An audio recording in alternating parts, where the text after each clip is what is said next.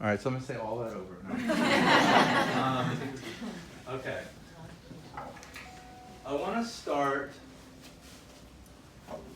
about when I was in my early 20s. I moved to New York to pursue fortune and fame. And instead, what I got from New York is I learned a lot about how the world operates. But while I was in my early 20s learning these very difficult realities, I would go to the Metropolitan Museum every Sunday morning. At that time, when you went to the Metropolitan, when they opened at 10 o'clock in the morning, for the first hour, it was almost like you had the museum to yourself. And so that became a weekly ritual for me. And it's only really been in hindsight that I have understood what was happening to me in that museum.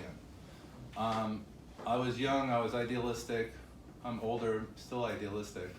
But when you walk in, if you go to your left, you're in Greek architecture, surrounded by Greek artifacts, with the kind of light that they provide that feels very much like a Mediterranean light. If you go to the right, you're walking through ancient Egypt.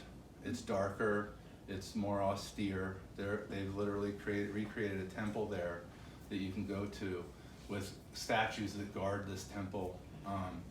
If you go upstairs, ancient China is on display with these massive Buddhist sculptures from all different parts of history, all the different dynasties. And then if you go up that great middle stairway, you go right into the European Enlightenment, and you're surrounded by a moment in history that gave birth to almost every aspect of our society today. Now, I was young, I was there to learn how to draw, I was seeking a kind of mastery, I was trying to understand our history. But in hindsight, what I realized was I was stepping through different frames of time. I was time traveling. And, I did not know the consequences of that until now, right? That I had developed a sensitivity to what artifacts can communicate to us, and that they can, if you're really good at your craft and you seek mastery, you're able to put your spirit into these artifacts that can then speak to later generations. So that, in a way, is really everything I'm going to be talking about today, is that the practice of art is much more important than the place that we're giving it today. And so from there, I want to talk about another thing. At that time, a friend of mine gave me this book. Oh, there's Joyce, so I gotta let Joyce in. Joyce is one of my best friends. Sorry. Hey guys. Yeah, come on in. We have two more stools. Okay.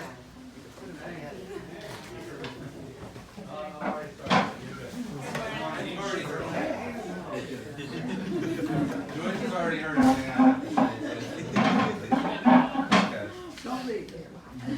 All right, so Joyce is here. I can really start now. Joyce and I are studio neighbors, and please visit us sometime. If you don't know the two of us, we make paintings together sometime. So at that time, a friend of mine had given me a book that had two things in it. It had the sayings of Picasso and the drawings of Picasso. And most of the drawings in this book were Picasso's drawings of classical sculptures. So when I would go to the Met, I would draw these classical sculptures, and I began to understand that the classic Greeks had captured aspects of beauty that would awaken in me, that awakened in Picasso. And when you get really closely connected to these forms, what Plato would call these primary forms, it does bring you into a sense of connection, right? But there was a quote in there, and I'm going to read it. By the way, most of these things are all in your packets. There's a few extra pages in the packets that we'll talk about later. If you want to draw a circle and claim to be original, don't try to give it a strange form, which isn't exactly the form of a circle. Try to make the circle as best you can. And since nobody before you has made a perfect circle, you can be sure that your circle will be completely your own. Only then will you have a chance to be original. This became a mantra for me.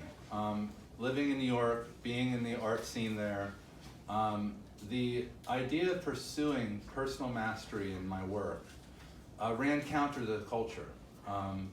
And I decided to do so anyway. And in hindsight, I think it was because I was exposing myself regularly to ancestors through the artifacts in that museum. And so this is the what goes underneath of everything else I'm going to talk about today, is the idea of the pursuit of mastery. And it's something I'm passionate about bringing back into the arts, and a kind of doing so without shame, to let our fellow artists know that we're going to pursue the greatest heights. So that's one thing I wanted to talk about. But what gave birth to this talk today was a recent discovery in a cave in Indonesia. And this was discovered within the last year. There was a cave that had this painting in it, and they dated it by using the pigment, and found that this painting, done by a human being, is 44,000 years old. And so I just want to stop there for a second, you know. Almost 40,000 years before any writing systems were developed, we were making paintings. And I want to talk about a bias in our language. We call anything that happened before the writing system prehistoric. This is not considered history. This is considered prehistory. That bias infects how we think about arts education, how we think about art in society, how we think about literacy, okay? One of the claims I'm making today is that art is a fundamental form of literacy, and specifically our ability to draw. The reason I asked Ginger to do my talk here, one, she's a very generous person, and I thank her for hosting me today. I worked at a school for a short period of time, and when we had no building, Ginger volunteered this building for the kids as long as we needed it. And it was really moving, and when I met her, I just found her to be very much a yes person. If you had an idea, she was a yes person, and I love yes people. And then when I would visit here and there for a variety of reasons, there would be kids in this space, and this is an art school for, she runs a pre-K program, and these kids are growing up in these rooms that you can see are full of, you know, stimulus for creativity. And when you see the kids in the space, they're incredibly happy. And so I asked her to be hosted here because I find spaces like this where that fundamental human need is being met very supportive, and so I wanted to honor her work and say that we need more people who understand that foundation for our children. So to get back to this, so I saw this, and I had already been meditating on cave art for a couple of years. Picasso ended up going back to cave art, and you know, the European Enlightenment was also influenced by going back to the Greeks. So every time we go back down deep into history, we often find the answers we need to move forward, right? But I realized I had one of those eureka moments when looking at this image, right? First of all, there's an animal here, very large, and there's people over here throwing spears. So this is a hunting scene. And so I realized, the first thing I realized, which I've already kind of implied, was that we have been artists as human beings longer than we've been anything else, any other human practice. Art has come first. And what that means is that art has, according to Darwin, a huge survival value. Anything we do where we use energy in our society that does not have survival value will not stay with us. Art has survived through thousand eons, keeping us alive. The human beings that were doing art were the ones that were surviving, and we know that because we're still doing art today. So these are our great ancestors, and I want to tell you why it's so important, right? Many times when I hear people talk about these cave paintings, they talk about and they say they're symbols, or they're religious, or anything. But what I'm going to talk about next is that what happens here, and it happened before this painting, there was a first painting at some point, And I call that the Big Bang of human consciousness, right? That prehistoric human being, one of these prehistoric human beings were sitting somewhere in a cave, and they looked at a flat surface, and they discovered the very first human abstraction. They realized that they could turn that flat surface into a three-dimensional space. When that occurred to me, when I realized how profound an awakening that must have been for this human being living in total harmony with nature, and then that human being, after realizing I can make space on this wall, they began to show their fellow human beings this process. They learned how to do what I call the most important thing about what we do as artists, multidimensional thinking, right? The ability to create perspective on a flat surface allows us to think multidimensionally about reality.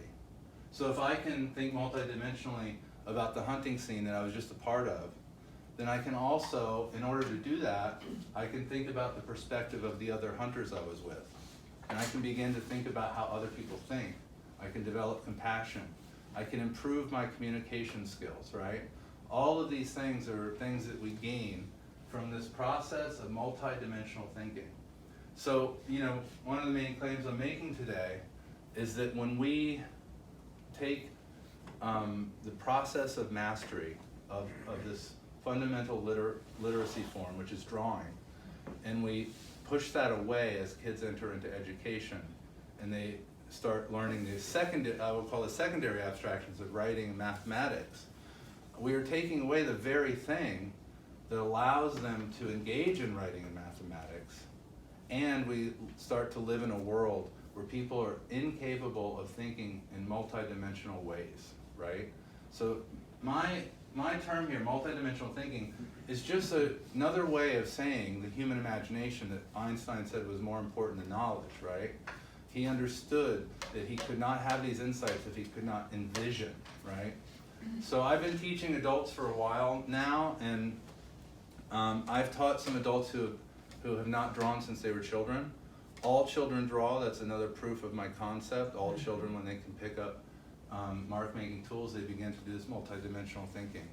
And we shut that down. But what I've found is when I teach adults and I reconnect them with their ability to draw, and I tell them that anybody can draw, which is not, that's another bias in our society, is that drawing is a talent. Drawing is a form of literacy. Anybody can do it. It's hard, just like reading, but you can re-teach somebody. I find time and time again, every time I teach somebody to draw, two things happen. One, I'm reconnecting them with a part of their childhood spirit that has been suppressed, oppressed, however you want to call it, pressed down into them for most of their life. And when I free that up, that gets them into this multidimensional thinking, and what I see with kids too, because kids in their teens are already 10 years away from that, and so I work with teens in the summer, and when I reconnect them with that piece, what I find is there's a serenity underneath that comes when they start going into this multidimensional space. It's very powerful. The other thing about teaching people to draw is, one thing that happens that's quite amazing is that they also learn how to see. I ask them, now that we've done 3 weeks of looking at an image, recreating it, when you're out in the world, are your eyes operating differently? And they all say yes. They're beginning to understand how light, function, form, all of it comes together to create the illusion of reality in our consciousness. So this is a really, for me, it represents a true feeling of discovery. And one of the things that I want to do in my role as an artist in Nashville, I came here because I thought this would be a place where I could explore outside of the hyper-commercial culture of New York. But one of the reasons I'm having the talk today is because that culture is becoming global. That commercialization of all aspects of our lives is becoming a global problem. And so I knew that I needed to begin speaking to what it is we as artists do and how it differs from a form of product making. It's been my goal to get out of that business somehow and to get back to my role as a visionary, somebody who goes into these canvases and finds something that people need to see.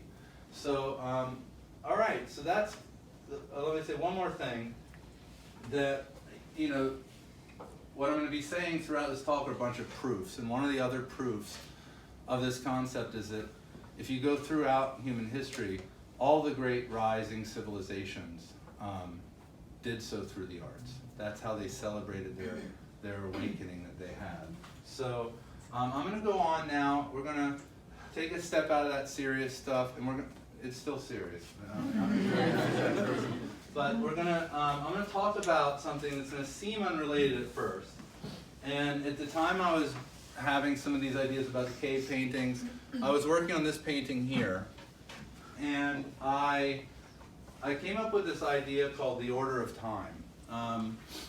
Okay, so how do I want to approach this? If you open your packets to page 4, you're going to see a book, a page out of a book called the Sefer Yetzirah. It's a very mysterious book. I sometimes study with a rabbi. We study mystical teachings throughout history.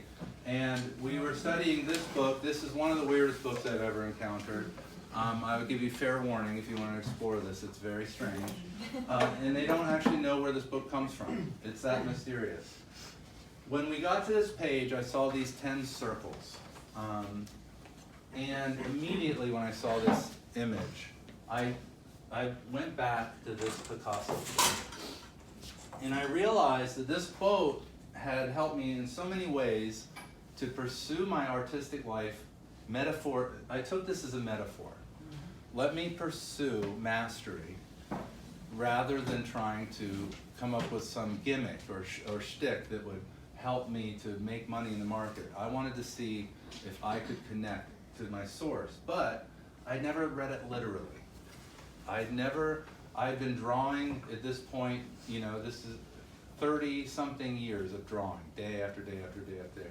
I never once sat down and tried to draw a perfect circle. Never occurred to me.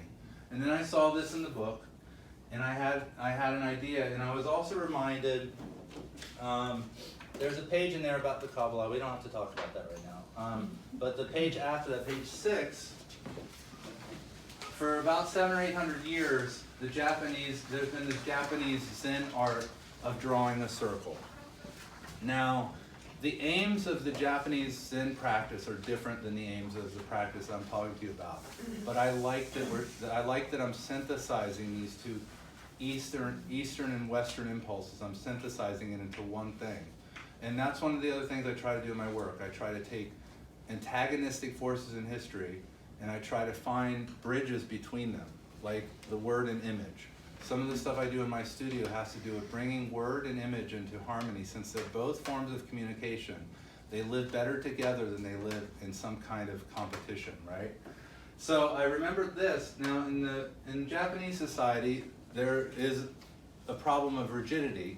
And so this process of drawing the circle is a way of celebrating the imperfection. Well, in our society, we have the exact opposite. We have a kind of free and openness to the point of extremes where we do not ever really celebrate discipline.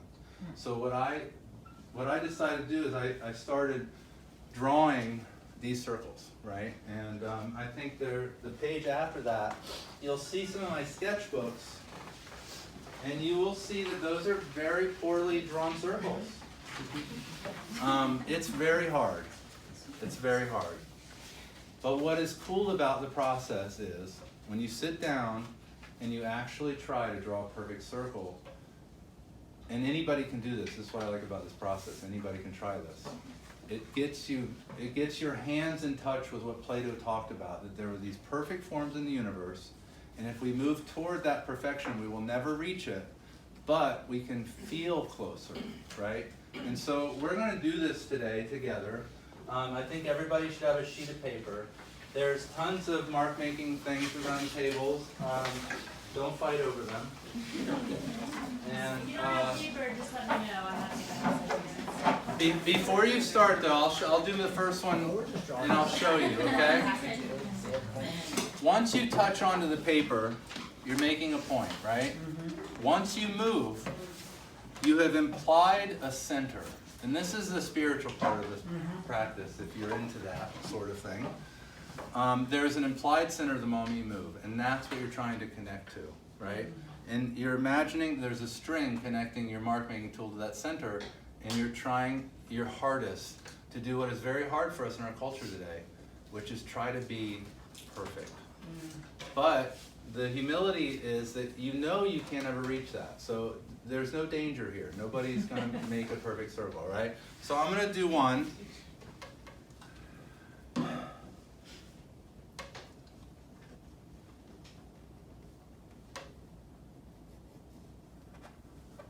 Okay, it's not terrible. All right. So I'm going to keep going, and we're all going to do it together. I'm going to do 10, right? And so you can start. You can also start from the outside, but you can start from the inside. I find that easier. And let's all start doing our 10 circles, and really challenge yourself. All right. And each successive circle is an attempt to recapture that center for the whole group.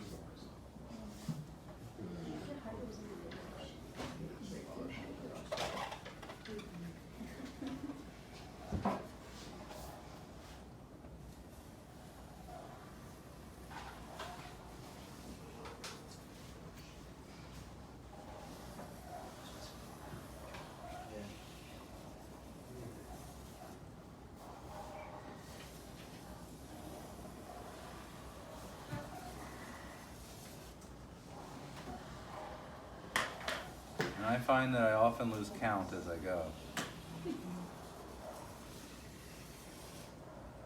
6, 7.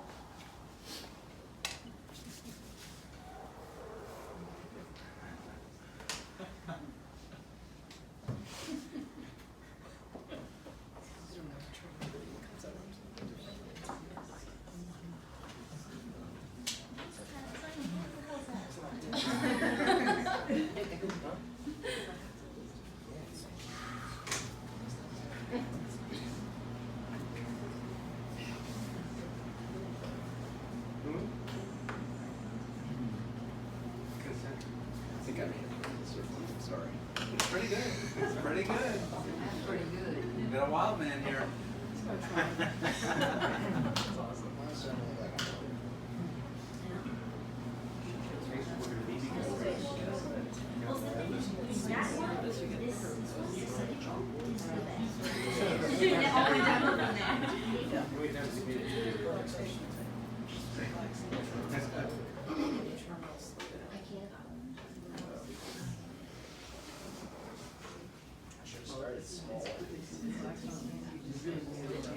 I try. Okay, anybody still working on their circles? Why don't we all just hold them up so we can all look at them? Wow. That's a very good one back. Oh, those both are very good. I like this one. Yeah, so what I want you to see, how many of you, you felt that distance from that perfect circle? Yeah, so anyway, this is a practice I encourage you guys to just do almost casually. Don't take it too seriously. If you're bored and you're somewhere and you just want to keep doing it, the reason I'm encouraging you to kind of keep giving it a try is because I have found personally that there is a depth to this practice. As I keep doing it, there are days when I just very loosely feel the flow. And there are days when I practice that rigidity. And then, I find it's a measure. But there's something symbolic about this that I want to share with you. If you never do this again, that's okay. The symbol is what I want to talk about, right? So what I do as a painter, and this this is what I realized. This is a blank canvas. This is what I've been looking at for my whole life. It's cotton, just cotton that grew in a field somewhere, was processed, turned into canvas. These trees grew somewhere, they were cut down, processed, turned into this. So that and this is a portable cave wall, that's what this is, right? I had a realization at some point that what I was doing as an artist was I was making that canvas completely disappear. That's what I do. I make something disappear. And when I do that, I create space. That's the infinite picture plane. So what I discovered was that the canvas is infinite. There is no end to what we can find in there, okay? This is a symbol for that. This is a symbol for reaching into the picture plane, right? It's a tunnel, it's a pathway, it's all those metaphors, right? It's a tunnel back to our ancestors. Not that, I mean, we don't have to take this too seriously. I'm not a religious nut. That's not what this is about. This is about finding a way to illustrate to you that in these canvases, in the works of art that stand in museums, there is a way back to people who used to live. And that's what they wanted. They were creative. They understood the infinite nature, the opportunities we have as human beings to explore the stars. And they were reaching out to us. So when we go and we honor these people, we look for that moment of intimacy, right? So this is also a symbol for what art can be. Art can be very intimate. There's a lot of emotion in this painting. In order to paint her screaming, I'm not going to go into the meaning of this painting right now, but there was a lot of emotion that I was trying to capture in this time in history. I had to look at her for 6-7 months. And so that has an effect. I needed to honor her, and so it was very real for me. The space that we can create in here is very real. And so that's what this drawing practice is about. It's a very simple way to convince you guys that the canvas is not just a surface, right? It is a doorway to another place, right? I want to talk a little bit about paint. Let me see if I can find that thing of paint. Oh yeah. So paint is drawing. The metaphor I want to use here is drawing is literacy. Painting is literature, right? That's a very simple way of explaining to you the fundamental relationships, right? So drawing is necessary for us as artists. Paint is a refined product. That's all it is. It's a pigment companies find pigments that absorb all the other spectrum of light except for one color. And they're literally providing us with ability to capture a rainbow, right? It's very magical. And it is innately beautiful. It's inherently beautiful. Paint is beautiful. It's seductive, right? If I take this paint and I smear it across the canvas, now this is where we get into controversial waters, but I want to make my argument. You're free to disagree with me. When we smear paint across the canvas, it will be beautiful. It will be interesting. But my claims today, and the reason I'm making this critique, is that it does not have, the paint stays on the surface. It does not have intimacy. And because it's lacking that, it's lacking the multidimensional thinking that we need when we want to connect with art, right? The abstract expressionist painters in the 1950s who began to talk to human beings about what this surface was, they were doing very abstract things. The people nowadays that are making art, high production art, and using those particular techniques, I have a problem with that. Okay, this is the most controversial element here. I'm gonna bring back an idea later in the third part of the talk to defend this claim. But my claim is that these trees and that this cotton that grew and all the human hands that went into that, I think it might be time to ask ourselves about high production in the arts, and to ask ourselves if working at that level is really respectful to the materials. All right. So that's my most controversial claim today.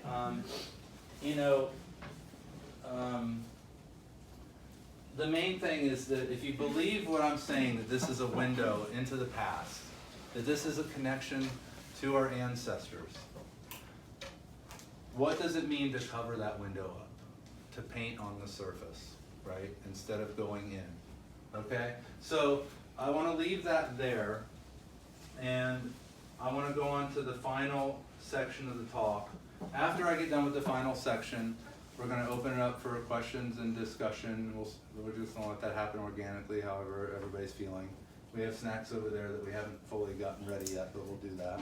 And we'll hang out after that. But I've already said, I think I've implied, but I'll say it clearly.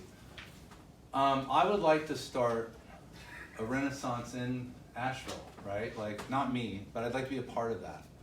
There are a lot of people in this room that I know very well who are my kind of allies in this process. People who really believe that we have the talent in this town to achieve historical levels of discovery in the arts, right? I think that it's anybody's game right now across the planet for a small place to recreate arts culture for a future. One of the things I've been developing with this Order of Time practice, and like I said, I'm heading into the branches now. I'm going into the weeds. I'm not gonna totally tie this thing up into a bow. But one of the things I'm working on with this Order of Time idea is I'm developing symbols for each ring, right? And what occurred to me was, and what inspired me to go out of my comfort zone and do this talk was, I had this insight that there is only one future for us. And I say the future is one, right? And that future is the future where we start working toward survival. And I believe that the arts are the key to that survival. That is the thing I cannot believe that I believe.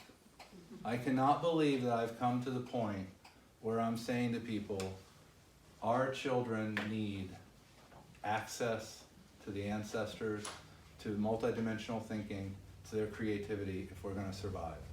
That is really the most profound discovery of my life in a way. So Asheville, I have a handful of people here, and they're here, many of them, that are as weird and crazy as I am. And there's a lot of talent in this town. And it saddens me to think that we would go a boring direction as a town. So I want to make that statement. I would like to see us take all this talent and use it for something very profound. I'm going to go into some of my strange ideas here, one of which is the singularity. It's something I've been studying for about 10 or 15 years. The technological singularity is something that scientists and futurists talk about, where the relationship between human beings and our technology changes the nature of human existence in ways that we cannot even imagine. My claim is that's already happened, right? But I think that what's happening more recently, and I'm seeing signs of this everywhere, is I think we're now entering into what I'm going to call the cultural singularity, where I think we are beginning to head into a time where one day feels like 5 days, where the complexity we go through on a day-to-day basis is so intense and so rich. The frequency is up and down every day. I don't think that's going to go away. The reason I bring it up, though, is I think people who have been operating in some of these directions I'm talking about are the ones best prepared to provide stability in a time when we're increasing our level of complexity.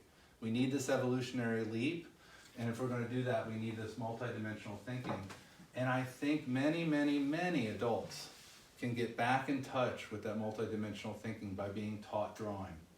It's very simple. It takes you back to a time, the part of your life where you left off of that multidimensional thinking. And I think it can be really healing. I'll tell a story, and then I'm going to wrap up with a few illustrations. I work at a summer camp. I've worked there probably 7 years, I don't know, 8 years. I started about 5 years ago, I started an art show at the summer camp. I run the arts program. And the art show is very popular. I work with the boys and the girls throughout the whole summer. We get ready for it.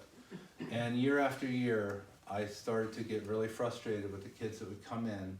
Many of them, half of them, would come in, grab a canvas, and want to start doing splatter paintings. There are two reasons that they want to do splatter paintings. One is because that's what they believe art is. That's what they've been taught. They've been taught that art is careless and physical and not connected to their minds or their hearts, right? The other reason they want to do splatter paintings is because they don't even know what is outside of that, right? They have no concept of what else they can do.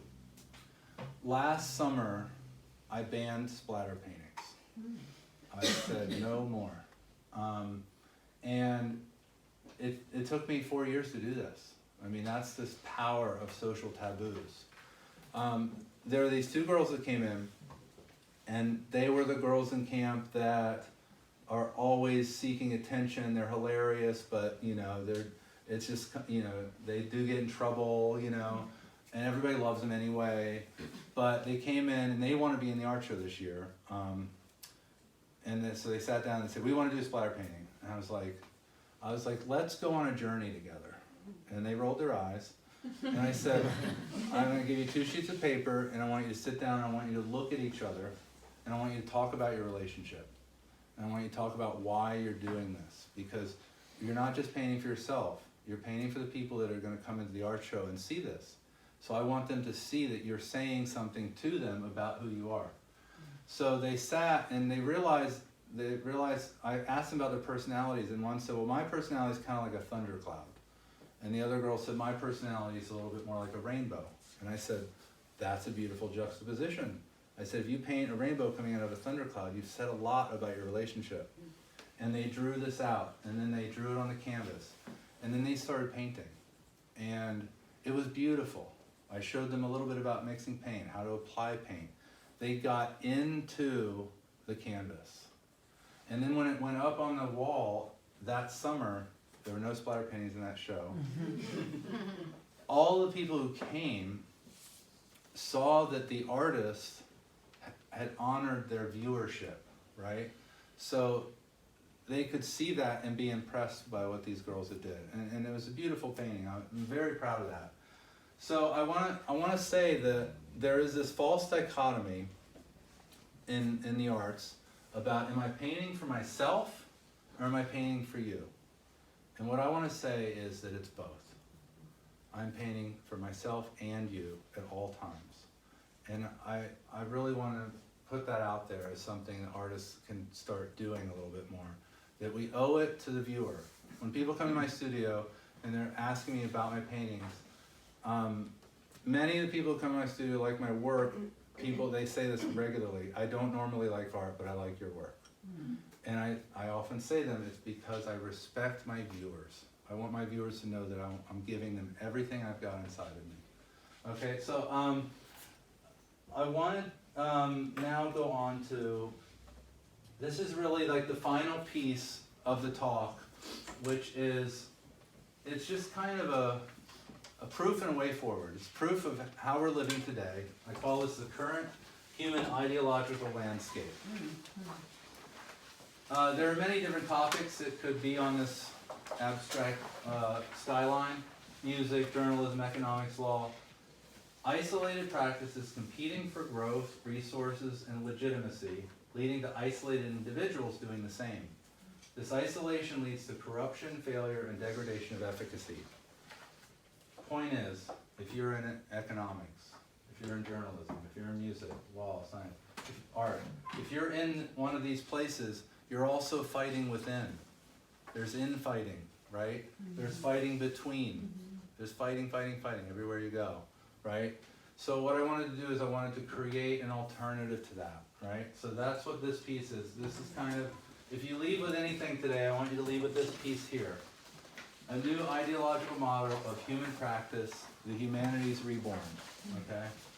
When I'm making this stuff at home like this. you know, I get very egomaniacal a little bit, so forgive me. But the thing is that the human being is at the center, right? That's what I am. I'm a human. As a human, I engage in the humanities, right?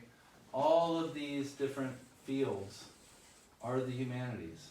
To be a fully realized human being, I have to have some relationship with all of these, right? So that when I encounter another human being, I can talk about any of these things. And so connections, there are much more connections that I can have with my fellow human beings if we're practicing this than I can here, right? I want to get out of this, and I want to get back to this. So, I put art here because that's how I started, but all of these practices, art cannot happen. Art, let me put it this way, art achieves its highest potential as a result of being fed by all of these other practices. That's the same for law, that's the same for literature, the same for theology, right? So, you know, the friends that I have in town, they're not all artists, some are poets, religious people, you know, doctors. The friends that I have are people who are interested in the humanities writ large, right? And when I encounter these people, we understand each other and we understand that we are trying to move forward. So I really want you to think about all of us human beings getting out of the specialization business and getting back to our inheritance, right? This is the full circle, right? It is returning us back to being able to connect to all of our ancestors, whether you're reading, you know, a book from the Middle Ages on medicine or astronomy or poetry. These are human beings that can give us answers in a variety of ways, okay? So that is kind of the conclusion of the talk today. I thank you so much for showing up today. This has been a thrill for me. And I was really excited about these ideas. I also brought the painting that I'm currently working on because the reason I brought this painting is because this is a portrait of the picture plane as I begin to dissolve it and make it disappear. And I just kind of wanted to show you that as I'm getting more explicit about these ideas.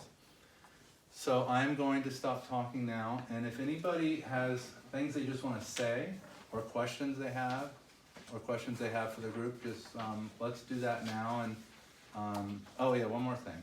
If you did not check in with Dusty, my wife over there, we have a $15 donation for today, and she has products and stuff over there.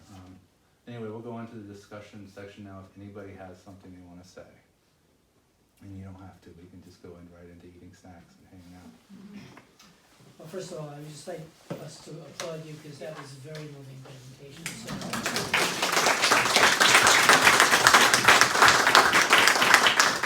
I do have a question though.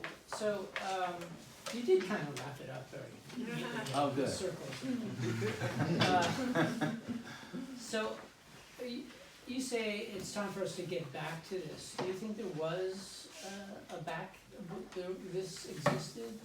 I think that there were periods of awakening. I think we've had moments of awakening, the Renaissance. I don't think it has to be everybody. Not every human being out there needs to be at this level of engagement. But a strong network of people can begin guiding the ship into something that feels a little bit more celebratory and something we can be more proud of. I mean, I want to stop competing with my fellow artists. I want to feel more like a scientist.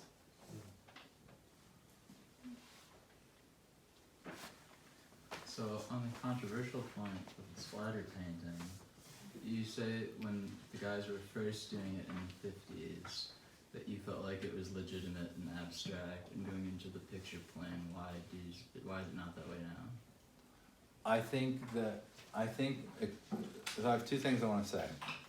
First of all, I think that the ability to address that level of abstraction right now, after the history we've had, would take a certain level of intelligence that I haven't encountered.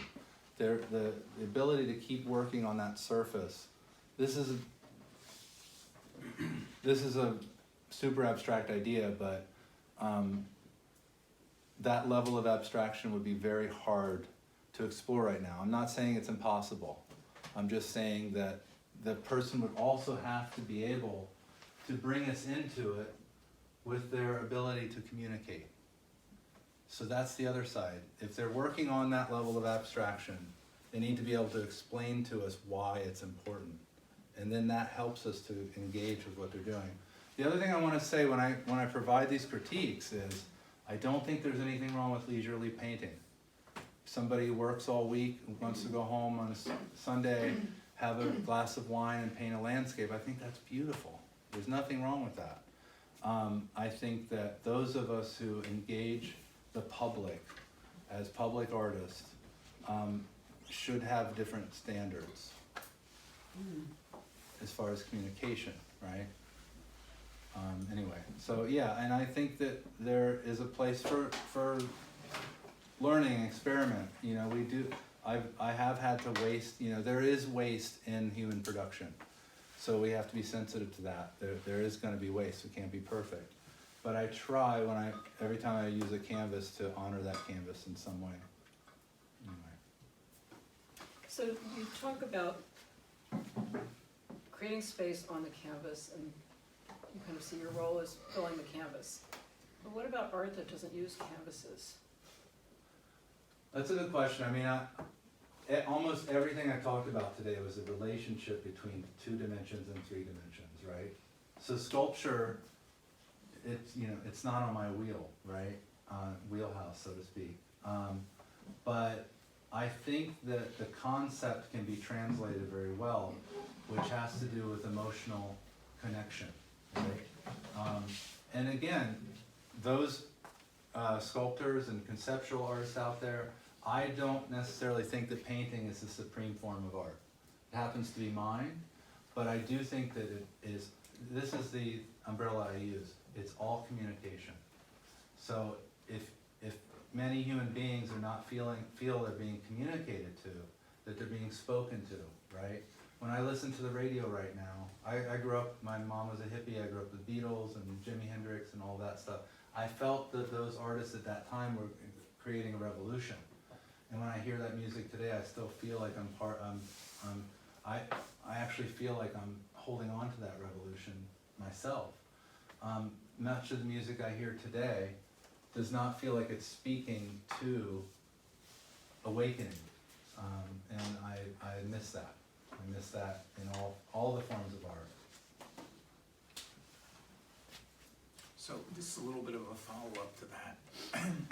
What I find so interesting about your circle practice is that it's not a spiral.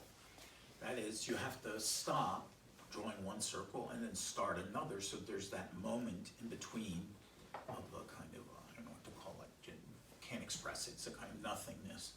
So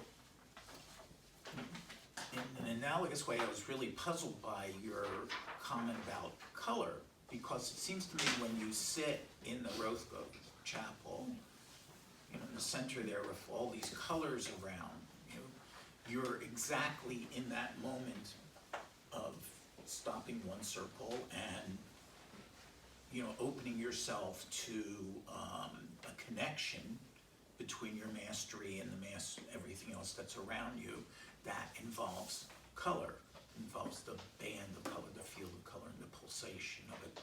So it's the element of time that I'm asking you about, the time that it takes to go from one circle to the other, or to feel the difference between sitting in that chapel, between emotionally between one color and another color, or one shade of a color and another. So I don't understand why you're not rejecting it, but why you're making that distinction. Between painting and drawing? Between color, you said, is on the surface and it doesn't do. So there's a particular type of painting I'm talking about, which is painting that relies on the beauty of paint and does not engage in the picture plane. That's the element of that critique, right? So It's not. yeah, It's very different. yeah. Yeah. I mean, yeah. I don't want to speak to particular artist, but there are methodologies which I think are more in line with business than they are with elevation, right? And there, we're going to have to begin, and so one of the other things I did want to talk about is that as we move forward, let's say that my ideas are successful and our society starts moving in that direction. It'll happen because this happens. There will be people who understand business and people who understand arts that become partners. And that partnership will begin to yield a new frame for the public to encounter. And Metropolitan Museum actually did exactly this recently. They just put up a commission to incredible figurative paintings in their great hall. This to me is a sign that we are changing. Something's shifting right now. And these paintings are political, they're emotional, they're beautiful. I suggest looking those up. They're really interesting. And they're permanent, right? It's not disposable. So on the small scale of that, one of the things I would like to do eventually is talk to collectors and begin to have them think differently about formulating a collection in their home. And so a collection, instead of being something that accentuates, that becomes a decorative item in their home, they start to actually engage in what the painting is about, and that connects with something about them personally, so that their home becomes a work of art itself that can communicate who they are, right? So, just as much as there are people painting very unconsciously, one of the things that happens in corrupt societies is we lose touch with our own consciousness, and we start going about our work without consciously thinking about what we're doing multidimensionally. And so you can have painters who have no idea of these ideas, who are enjoying themselves, but they're making the work unconsciously, unaware of what they're missing, right? You have collectors doing the same thing, collecting unconsciously, buying unconsciously. So, part of this is just using art in society to awaken everybody to choices that are more multidimensional. Yeah. Could you just explain the significance of the Kabbalah that you alluded to on the pages 4 and 5 about, has to do with your thesis about reconnecting with art and bringing us back. What significance is Kabbalah? So when many of these ideas developed, I was working on this painting. For those of you who don't know, there is a page in there that has a Kabbalistic tree of life in it. I was working on this painting, and I used the tree of life, which are these 10 spheres that come from the original Sefer Yetzirah, the spheres within spheres. And later mystics developed this tree. Their theory was, their theology was that reality arises out of these 10 qualities, whether judgment, kindness, understanding, wisdom, all of these different qualities, eternity, splendor. But here's what I love about the Kabbalistic tree of life. The center sphere, the thing that connects all of these virtues, is beauty, right? So when I realized that beauty was at the center of Kabbalistic thinking, I'm not a person that adheres, so I'm not a Kabbalist or whatever. I just think that's beautiful. It's a beautiful moment of human creativity to come up with a system and put beauty at its center. Beauty becomes the indicator that we are in balance with all of the other qualities, right? So that's really the connection between some of the theological research I've been doing and how that applies to this. What happens is when you start researching in these different areas, you start ending up in where I'm at now, which is I have so many things floating around, I need to find groups of people I can share it with. Anybody else? Yeah. Just one briefly. You never really came back to the pursuit of mastery, at least not in my memory of it. What is pursuit of mastery, and how do we know what mastery is? And is it intellectual or emotional or technical? So there's this, one of my favorite, I think I was telling you about this, that word apophatic. Yeah. So there's this word in theology called apophatic theology, which is defining God by what God is not. right? And so, I'm gonna answer your question apophatically, right? I think the pursuit of mastery is very complex, but personally, I know when I'm not pursuing mastery, right? When I'm not pushing myself to growth in my work. And so that's what I mean. So for instance, like, you might assume the artist that I would like from everything I'm saying, but I think many people would, like Joyce, for instance, paints very differently. B is one of my favorite artists in this whole town, my favorite artist ever. If you saw her paintings, you would not recognize the things I'm saying. But Totally opposite. But I'm gonna brag about her a little bit and embarrass her. She is one of the most honest painters I've ever seen in my whole life. There is not a drop of pretense in her work, and so when you look at these paintings, you feel free for a moment, right? So there is mastery. Mastery looks 1,000 different ways. Commercial art, to me, all looks the same. So mastery is our way to the diversity we hunger for. Do you see the role of the artist as creator, or as definer, or as interpreter, or all of the above? In what you read? I see that we all should be more human. So we all should be artists. Everybody should have a drawing practice. And that's my belief. That's never going to happen, I know. But I think everybody should have some basic literacy about art, about poetry, about psychology, right? Personally, I've come to begin telling people that I'm an artist and philosopher, and the reason I do that is because I am interested in creating a bridge between art and the people again. The people are disconnected from the arts. There is a very real wall between what the arts are doing and what the people are needing. And so I've been trying. My friend Jake, he's a great poet. I told him that when I get older, I want to be thrown in jail for corrupting the youth. So that's my goal. I really do. I want people to get in more trouble in the arts and cause more disruption and get people realizing that artists can be brave, we can be courageous, we can be activists, we can, when I'm around artists that are talking about themselves as business owners, it's like I break out in hives. Yeah. Is there a time in history or a look back when you feel that was like a prototype, or was So here's the amazing thing about art history is, was too fluid? in my mind, there's only 20 or 30 great geniuses. That's how rare this is, right? And in Asheville, we do have a large talent base. And if we move in certain directions, I've seen artists come into Asheville and then leave, and it made me sad. People who had real vision. And so that whole idea of keeping Asheville weird, right? I'm for that.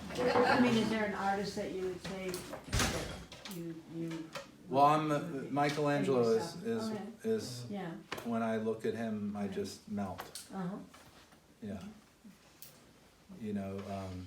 To carve the David, I don't know how many of you have seen Michelangelo's David, but to carve that by hand out of stone, I'll never understand how that happened.